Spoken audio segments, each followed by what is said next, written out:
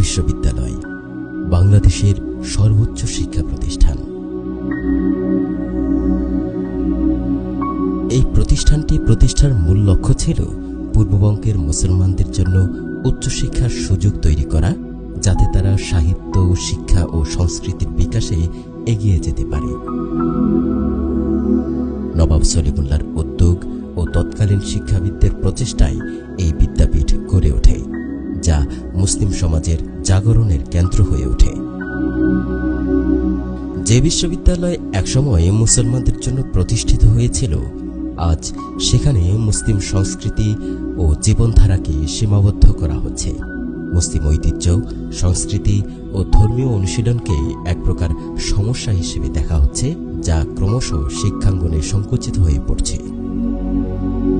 ঢাকা বিশ্ববিদ্যালয়কে বলা হয় মুক্ত চিন্তা ও বুদ্ধিবৃত্তিক চর্চার কেন্দ্র।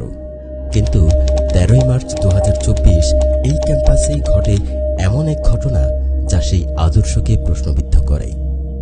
অ্যানেক্স তালিম কর্তৃক আয়োজিত প্রোডাক্টিভ রমাদান শীর্ষক এক শান্তিপূর্ণ ধর্মীয় আলোচনা সভা হামলার শিকার হয়। প্রশ্ন ওঠে, বিশ্ববিদ্যালয় কি সত্যিই মুক্তবুদ্ধির চর্চার জায়গা, নাকি এখানে বিশেষ মতাদর্শের বাইরে অন্য কিছু টিকে থাকার সুযোগ নেই? ইসলাম কি এক প্রকার নির্বাসিত, যেখানে ধর্মীয় আলোচনা নিষিদ্ধ, বিতর্কিত কিংবা অবাঞ্ছিত হয়ে দাঁড়ায়? তাহলে সত্যিকার অর্থে মুক্ত চিন্তা বলতে আমরা কি বুঝি?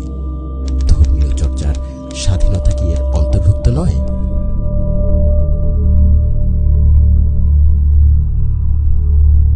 তেরোই মার্চ দুপুর 2টা ঢাকা বিশ্ববিদ্যালয়ের আইন বিভাগের শিক্ষার্থীরা প্রোডাক্টিভ রমাদান শীর্ষক আলোচনা সভার আয়োজন করেন।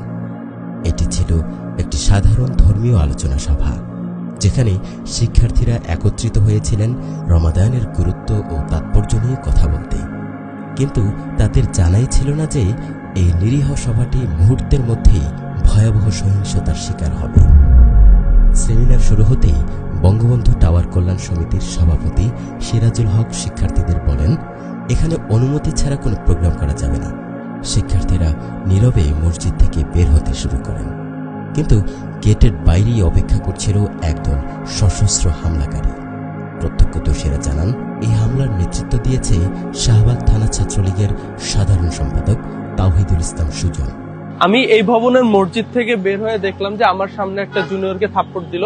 তা আমি বাঁচানোর জন্য যখন এগিয়ে আসছি, সাথে সাথে আমার উপরে সবাই মিলে ঝাঁপিয়ে পড়লো এবং আমাকে কয়েকবার ফেলে ফেলে মারলো। আমার যে মোবাইলটা আছে সেই মোবাইলটাও ছিনিয়ে নিয়ে গেল। আমার চেয়েও আমার যারা সহপাঠী ছিল তাদের উপর হামলাটা আরো অনেক বেশি মারাত্মক ছিল, তাদের পুরো মুখ রক্তাক্ত করে দেওয়া হয়। ঘটনার পরপরই বিশ্ববিদ্যালয়ের শিক্ষার্থীরা প্রতিবাদে ফেটে পড়েন।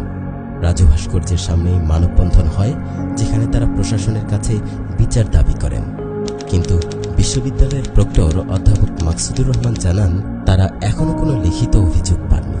অন্যদিকে অভিযুক্ত ছাত্রলীগ নেতারা বরাবরের মতোই ঘটনাটিকে বানোয়াট বলে উড়িয়ে দেয়। আমরা কি আমাদের দাবিতে আমাদের ক্যাম্পাসে আমরা ধর্মীয় আলোচনা করতে পারবো না? রাষ্ট্র ধর্ম ইসলাম যে দেশে, সে দেশে আমরা আমাদের ধর্মীয় আলোচনা করতে পারবো না, সেখানে আমাদের উপর হামলা হবে। এর দায় কে নেবে? এর জবাব কে দিবে? এই ঘটনা শুধু কয়েকজন শিক্ষার্থীর উপর হামলা নয়, এটি একটি স্পষ্ট বার্তা বহন করে শিক্ষাঙ্গনে ধর্মীয় স্বাধীনতার জায়গা কোথায়। যদি আজ একটি ধর্মীয় আলোচনা সন্ত্রাসের শিকার হয়, তাহলে ভবিষ্যতে মুক্তবুদ্ধি ও বাক স্বাধীনতার অবস্থা কি হবে?